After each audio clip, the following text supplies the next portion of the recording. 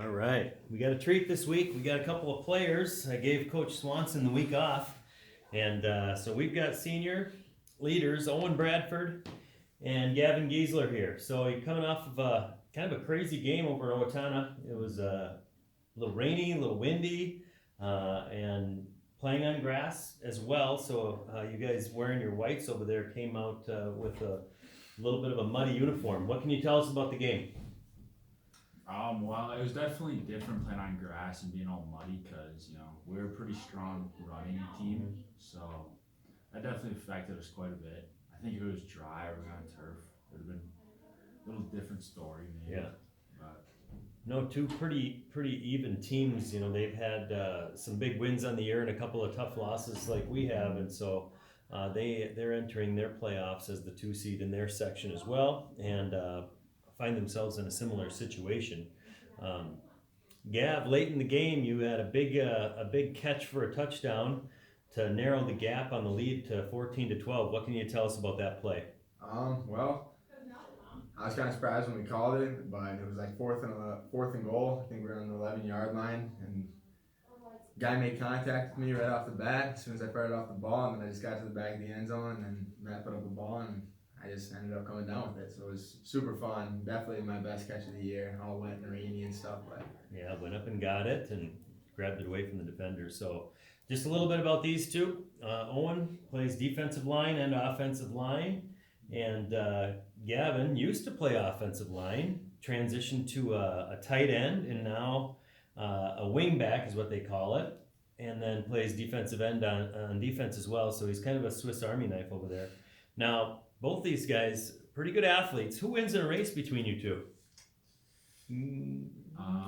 I would probably have to say Gavin. I guess we've never raced, but I know he runs a I lot. don't know, might have to let it go up practice. How about, okay, yeah. How about on ice? Who wins in a race on ice, guys? Definitely. Okay. So, adding into, after that game, that was the last regular season game, which leads to playoffs this Saturday. We face Winona again, and myself being a former coach, we took some lumps to Winona, and now we get a chance to play them in playoffs again as being the top seed and hosting them here. So I was down there the first time you played, and you guys had a pretty convincing victory. What are the keys going into this one? Definitely establish our run game right away. Every single time we played them the last couple of years, running game has been really good. Like last time we played them, Brock Barwell ran for over 200 yards. So that was a really good one. And then just get every single chance we have, and just this is what I'm thinking of, to capitalize on all of our chances. Yeah, definitely. And I'd say on defense, just stop the run game. They've switched up their offense a little bit. Now, last night they were back to their first quarterback, so I'm not sure what they're going to do. But the two they had in there were pretty quick. Yeah, good athletes that run the ball from the quarterback position. We're familiar with that, right? Mm-hmm. Okay. All right, good. So Saturday, and it's an afternoon game. Now, I personally love that because then you can get back and watch some college football, and you can kind of gauge on which games that are around the area to go visit at night too. So I love the 1 o'clock afternoon games. It's a 1 o'clock at Camtel. It's our last game that these seniors will play at Camtel. Is this they win, when they advance on, the home field advantage will go to a neutral site the next Friday at Mayo High School. Versus the winner of Byron and Stewartville, who had a very close game the last time they played as well. So we'll be looking forward to that. Speaking of other sports around KM, we've had a fun start to the year with a lot of enthusiasm for the other sports, and so Friday night volleyball hosts Austin.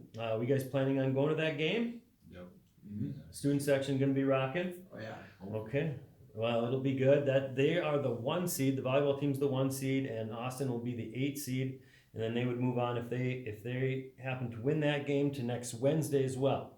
Okay, last thing, guys. You guys have kicker meals before the game. So far, what's been the best one? For me, I'd have to say when we had the potatoes and then the corn and then the popcorn chicken. I think that was definitely my favorite one so far. Okay, KFC bowl kind of like. Yep. Mm-hmm. Nice. I'm gonna have to say there's a pasta one where we had both meatballs and then some like white sauce that was with them.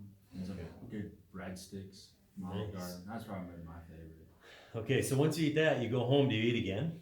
Nah, not right away. Depends how much we eat, because then we gotta go upstairs and then get our little talking to from the special speaker. Yep. Then after that, depending on what's going on that night, either go home, rest for a little bit, and then eat later, or if it was like a big meal, probably not. There you go. So the other thing I like about the 1 o'clock game is that it's a non-school day, and you don't have to wait around all day to play a night game. And I always hated that as a coach. You know, worrying, wondering, thinking something coming up, and so you get up, kind of get ready, and head to the field to play the game. Is that a factor at all? I'd say, well, no matter what, I like to get up earlier and just not like sleep in. Obviously, just lay in my bed all day. But I'd say it's nice, or like I kind of do the same thing, just wait and sit around and think about the game the entire time. So I'd say I definitely like it more in the afternoon. Yeah, that'll be nice. Cause then I like to sleep in, so I'll sleep in and then get up, get a good breakfast in, good energy, and then you just kind of hang out till the game. I like it. Well, thanks, guys.